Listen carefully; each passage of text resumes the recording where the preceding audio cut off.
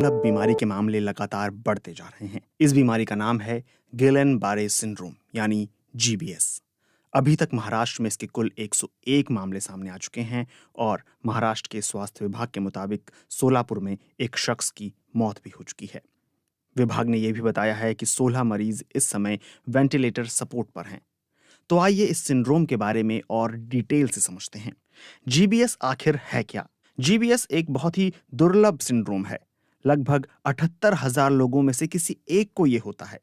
GBS में हमारे शरीर का इम्यून सिस्टम गलती से हमारे ही नर्वस सिस्टम पर हमला कर देता है। इस सिंड्रोम की पहचान पहली बार फर्स्ट वर्ल्ड वॉर के दौरान हुई थी, जब जंग में शामिल 2 सैनिकों को अचानक लकवा हो गया था।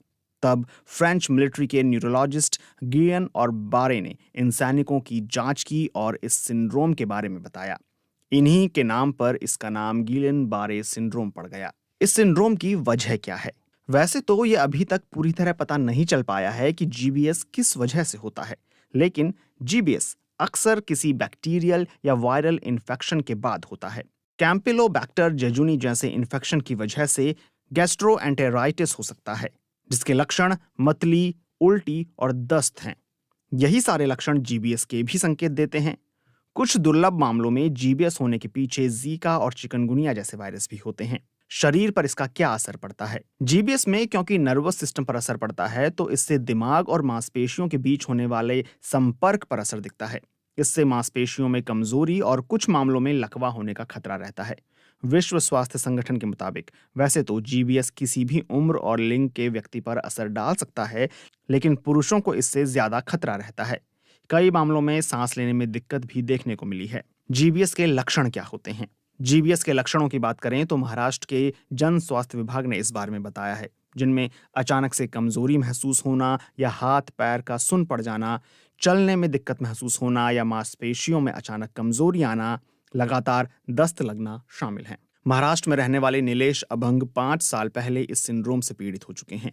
उन्हें वेंटिलेटर सपोर्ट पर भी रहना पड़ा था। वो बताते हैं कि उन्हें उस दौरान किस तरह की तकलीफों का सामना करना पड़ा। ये जो बीमारी है वैसे तो तकलीफ दे है, मगर हर एक को इतनी तकलीफ नहीं होती जो मुझे हुई थी। ये बीमारी में सभी पेशेंट वेंटिलेटर पे नहीं जाते हैं, मगर कुछ पेशेंट रहते हैं जो वेंटिलेटर पे जाते हैं। उनमें से मैं एक था।